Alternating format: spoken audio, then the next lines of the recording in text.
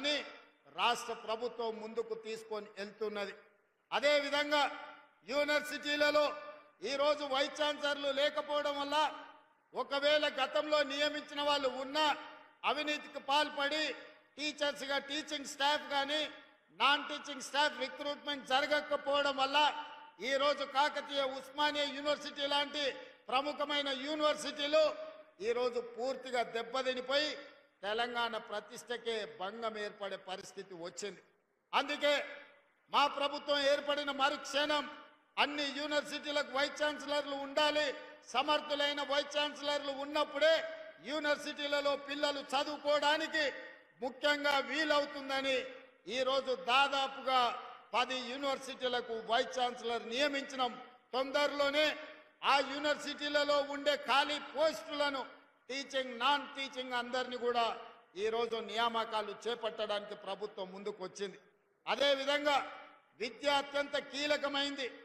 విద్య కోసం పెట్టే పెట్టుబడి ఖర్చు కాదు, ఇది పెట్టుబడి భవిష్యత్ తరాల నిర్మాణానికి తెలంగాణ రాష్ట్ర పునర్నిర్మాణానికి ఉపయోగపడుతుంది అని ఈరోజు నిధులను కేటాయించడమే కాకుండా ఈ విద్యాశాఖలో సిలబస్ విషయంలో కావచ్చు, భవిష్యత్ కార్యాచరణ విషయంలో కావచ్చు, వాళ్ళ సమస్యల పరిష్కారం కోసం విద్యా కమిషన్ ఉండాలి అని ఐఏఎస్ అధికారి అక్నూర్ మురళి గారిని వారితో పాటు చదువుకున్న వాళ్ళని సభ్యులు చేసి ఈరోజు విద్యా కమిషన్ మొట్టమొదటిసారి దేశంలోనే తెలంగాణ రాష్ట్ర ప్రభుత్వం విద్యా కమిషన్ను నియమించుకోవడం జరిగింది.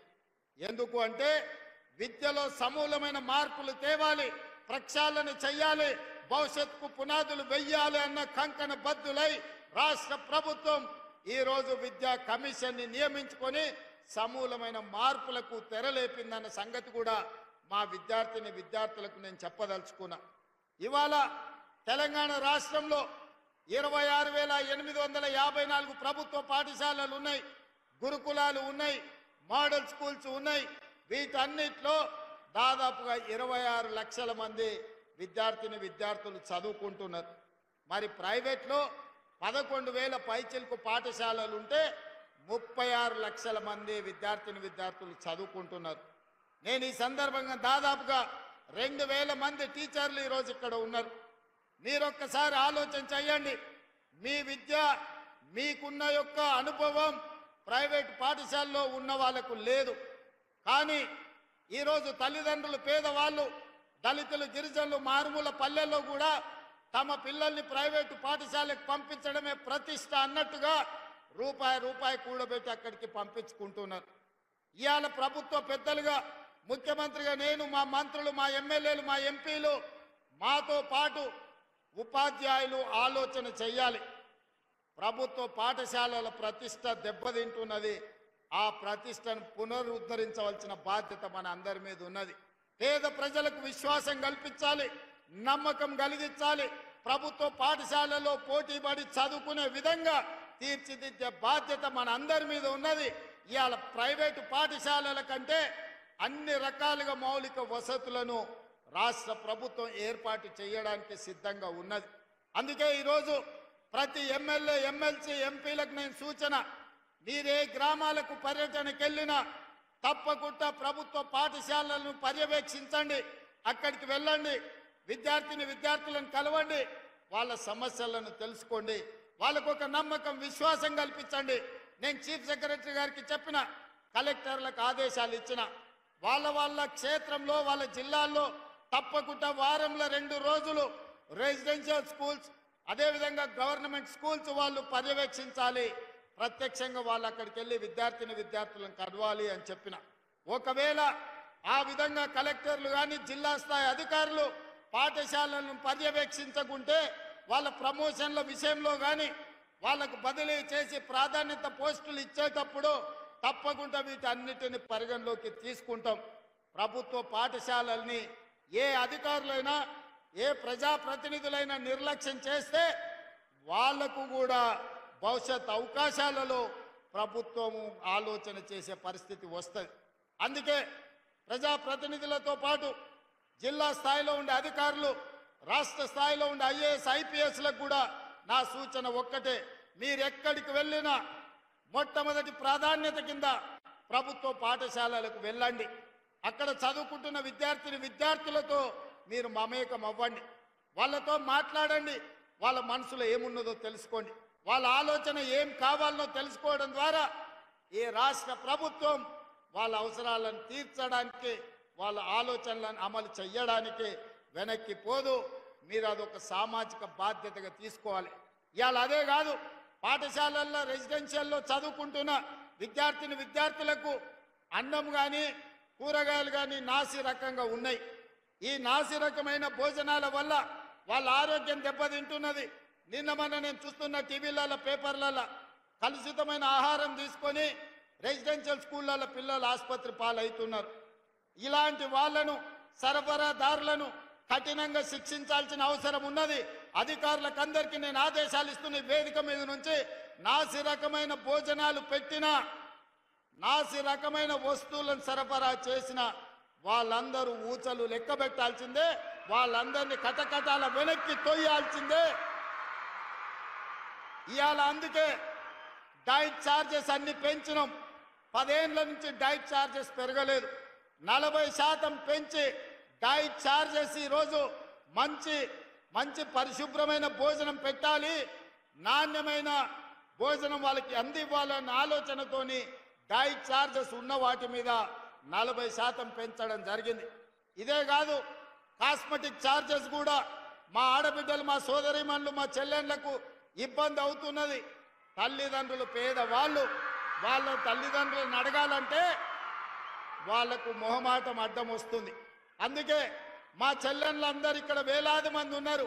వాళ్ళకందరికీ కాస్మెటిక్ ఛార్జెస్ పెంచి తల్లిదండ్రులను అడగకుండా ప్రతి నెల మొదటి వారం గ్రీన్ ఛానల్ ద్వారా మీ డైట్ ఛార్జెస్, అదేవిధంగా మీ కాస్మెటిక్ ఛార్జెస్ మీకు వచ్చే విధంగా ఆర్థిక మంత్రి గారికి అదేవిధంగా అధికారులకు ఆదేశాలు ఇచ్చి ఇవాళ ఎవరికి ఏమి ఇచ్చినా ఇవ్వకపోయినా అవసరమైతే కాంట్రాక్టర్ల బిల్లులు పక్కన పెట్టండి, ఈ విద్యార్థులకు గ్రీన్ ఛానల్ ద్వారా నిధులు ఇవ్వండి అని ముఖ్యమంత్రిగా నేను ఆదేశాలు ఇచ్చిన. ఎందుకు నేను ఈ మాట చెప్తున్నంటే, మీరు మా పిల్లలు, మీరు మా కుటుంబ సభ్యులు, మీరే ఈ తెలంగాణకు పునాదులు. మీ ఆరోగ్యం బాగుండాలి, మీ ఆలోచన గొప్పగా ఉండాలి, మీరు గొప్ప చదువులు చదవాలి, మీరు డాక్టర్లు, లాయర్లు, ఇంజనీర్లు, ఐటీ ప్రొఫెషనల్ రై ఈరోజు ఈ దేశానికి, ప్రపంచానికి సేవలు అందించాలి. ఇవాళ మేమందరం ఈ వేదిక మీద ఉన్న వాళ్ళందరం, పెద్దలు కేశవరావు గారి నుంచి మొదలు పెడితే భట్టి గారు, పొన్నం గారు, శ్రీధర్ బాబు గారు, తుమ్మల నాగేశ్వరరావు గారు, ఈ రకంగా మహేష్ గౌడ్ గారు, లేకపోతే నేను, యాదయ్య గారు, ఎవరైనా ప్రభుత్వ పాఠశాలల్లో చదువుకొని ఇవాళ ఈ వేదిక మీద ఉన్నాం. విద్యాశాఖ ప్రిన్సిపల్ సెక్రటరీ బుర్రా వెంకటేశం గారు సర్వేల్ రెసిడెన్షియల్ స్కూల్లోనే చదువుకొని ఇవాళ ఐఏఎస్ ఆఫీసర్ అయి ఇంత మంచి కార్యక్రమాన్ని ఏర్పాటు చేసిండు. ప్రిన్సిపల్ సెక్రటరీ ఐఏఎస్ బుర్రా వెంకటేశ్వరం గారు కూడా ఈరోజు రెసిడెన్షియల్ స్కూళ్ళలోనే చదువుకొని వచ్చిండు, గురుకుల పాఠశాలలు. అంటే గురుకుల పాఠశాలల్ని తక్కువ అంచనా వేయకండి. ఈ రాష్ట్రానికి, దేశానికి నాయకత్వం అందించే విద్యార్థులను గురుకుల పాఠశాలలు అందించినాయి. అందుకే ఈ దేశాన్ని నిర్మించాలి అనంటే, తెలంగాణ రాష్ట్రాన్ని అభివృద్ధి పదం వైపు నడిపించాలి అంటే మొట్టమొదట ప్రభుత్వానికి విద్యాశాఖకు ప్రాధాన్యత ఉండాలి. రెసిడెన్షియల్ స్కూల్స్ని తీర్చిదిద్దాలి. రెసిడెన్షియల్ స్కూల్స్లో ఏ మాత్రం కూడా లోపాలు ఉండొద్దు. వాళ్ళకేదో దొడ్డు బియ్యంతోని ఏదో దిక్కులేని వాళ్ళకి పెట్టినట్టు పాసిపోయిన అన్నమో కూరగాయలను పెడితే చూసేది లేదు. సన్న బియ్యంతోని మంచి అన్నం మీ ఎమ్మెల్యేలు, మీ ఎంపీలు, మీ మంత్రులు, మీ ముఖ్యమంత్రి ఏ సన్న బియ్యం తింటున్నాడో మా తెలంగాణ గురుకులాలలో చదువుకుంటున్న విద్యార్థులకు ఆ సన్న బియ్యంతో భోజనం పెట్టాలనే సంకల్పంతో సన్న బియ్యం పండించే రైతులకు 500 రూపాయలు బోనస్ ఇచ్చి వాళ్ళు పండించిన వడ్లను కొని మన తెలంగాణ గడ్డ మీద పండిన వడ్లనే బియ్యంగా మార్చి మా బిడ్డలకు భోజనం పెట్టాలి అని ఈరోజు తుమ్మల నాగేశ్వరరావు, ఉత్తమ్ కుమార్ రెడ్డి గారికి ఆదేశాలు ఇచ్చి సన్న వడ్లకు ఈరోజు బోనస్ ఇచ్చి కొనుగోలు చేస్తున్నాం. మా పిల్లలంటే ఎవరికంటే తక్కువ కాదు. మా పిల్లలంటే తెలంగాణ ఆత్మగౌరవం. మా పిల్లలంటే ఈ దేశాన్ని నిర్మించే డాక్టర్లు, లాయర్లు, ఇంజనీర్లు. మా పిల్లలంటే ఈ దేశాన్ని అభివృద్ధి పదం వైపు నడిపించే ప్రజా ప్రతినిధులు అవుతారన్న ఆలోచన ఈరోజు మాకున్నది. ఆ గొప్ప లక్ష్యం కోసమే మన ప్రభుత్వం పనిచేస్తున్నది. 10 ఏళ్లలో ఇక్కడికి వచ్చిన పిల్లలందరూ నేను అడుగుతున్నా, ఎప్పుడైనా గత ముఖ్యమంత్రిని మీరు చూసిండ్రా? ఎప్పుడైనా కలిసిండ్రా? మీ మంత్రి అన్న మీ దగ్గరకు వచ్చిండా? ఎన్నడన్నా మిమ్మల్ని హైదరాబాద్ తెచ్చిండ్రా? ఎల్బీ స్టేడియంకి వచ్చిండ్రా? మీ మంత్రులను కలిసిండ్రా? మీ అధికారులను కలిసిండ్రా? ఎన్నడన్నా మీరు ఏం తింటున్నారు, ఎట్లున్నారని అడిగినరా? ఆనాటి ముఖ్యమంత్రి గారు మనోడు పెంచుకున్న కుక్క పిల్ల చచ్చిపోతే డాక్టర్లను జైలు వేసిండ్రు. కానీ మీ గురుకులాలలో పిల్లలు చచ్చిపోతే మాసాయిపల్లిలో బడికి వేస్తున్న బస్సు రైలు గుద్దుకొని 30 మంది చచ్చిపోతే కనీసం కన్నీళ్లు కూడా గార్చలేదు ఆనాటి ముఖ్యమంత్రి. ఆ రోజు నుంచి ఈనాడు స్వయంగా మీరెన్నుకున్న ప్రజా ప్రభుత్వంలో మీ రేవంత్ అన్నను డైరెక్ట్ గా చెయ్యి కలిపి మీ అన్నగా మీరు కలిసి రాలేదా?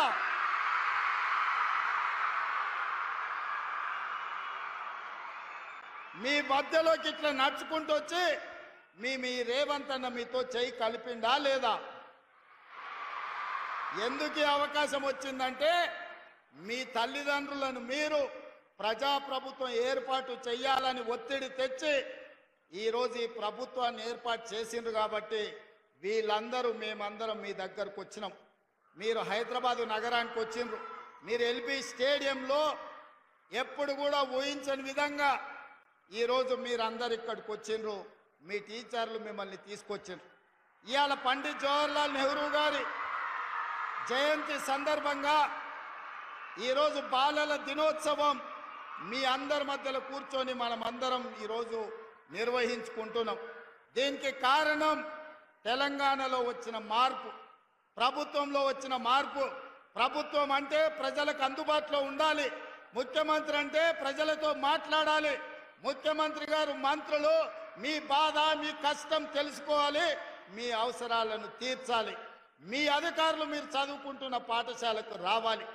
అందుకే ఈరోజు అధికారులను, ఎమ్మెల్యేలను, ఎంపీలను, మంత్రులను, ప్రభుత్వ సలహాదారులను అందరినీ కూడా మీ దగ్గరికి తీసుకొచ్చి అందరిని ఒక వేదిక మీద కూర్చోబెట్టి మీతోని 2 గంటల నుంచి దాదాపుగా 3.5 గంటలు మా తెలంగాణ విద్యార్థులు గొప్ప కళాకారులుగా ఈ వేదిక మీద పర్ఫార్మెన్స్ ఇవ్వడం ద్వారా లక్షలాది మంది తెలంగాణ విద్యార్థులకు ఒక స్ఫూర్తిగా నిలబడ్డారు.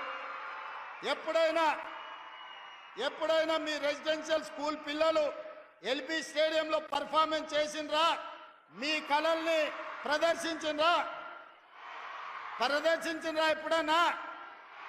కానీ మీ రేవంత్ అన్న మీకోసం ఇంత గొప్పగా ఏర్పాటు చేసి మీలో ఉన్న కళాకారులను వెలికి తీసి తెలంగాణకు ఆదర్శంగా తీర్చిదిద్దాలి అని మీకు ఇవాళ అవకాశం ఇచ్చిన మాట వాస్తవం కాదా?